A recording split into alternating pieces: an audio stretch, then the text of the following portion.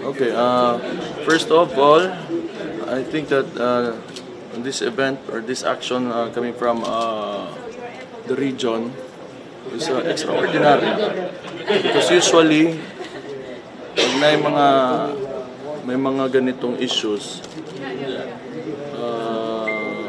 they usually question the one who is in charge, but not this amount, no? So daghan kaayo ang unsa na-relieve dayon without, I think, kulang siya preliminaries. Yeah.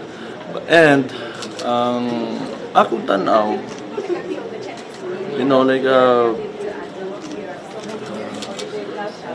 the RD has provided a statement, but I would like to hear a comment from the DILG on like a reason.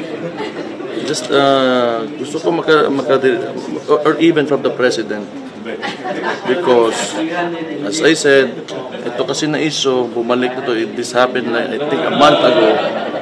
I declared drugs but never told anyone. I never ordered anybody from the police to do anything. It was a declaration coming from me, and I said, kung may papatay ako yun, kung may namatay ako yan. So, and they still, I do not know, but we can behave like children and pretend that this is not politically motivated. We can pretend, Pero yeah, I would like to get a comment from DILG and maybe the President on what he thinks about this issue. Because these are hard-working policemen that they are questioning. They have good track records and they have served the people of Davao since they became policemen.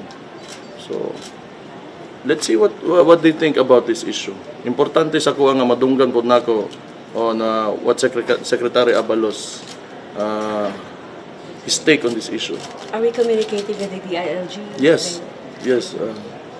So are we sending? This through now. I'm communicating to them now, since you are here, the media, to convey this message to him. Mayor, the PR also assured that if ever makuha na investigation, walay accountability na mahitabo o makita, ibalik daw nila sa posisyon itong mga nare-review. Think na buhaton nila, Mayor? Yes, tanaw na ko. We just have to wait.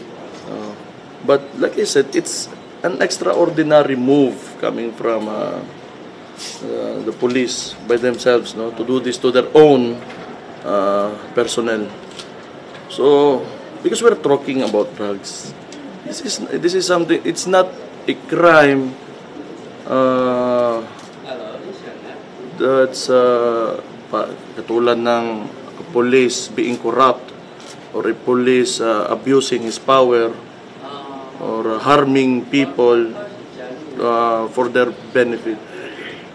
Kung yun yung issue nila, they're angling it na kaning mga police na to nang hilabot o mga tao kay tungod they were defending themselves ng operation against people involved in illegal drugs, then siguro tanaw na ko, it's not worth like the time and resources of the PNP to look into this, because there are a lot of problems in the Philippines.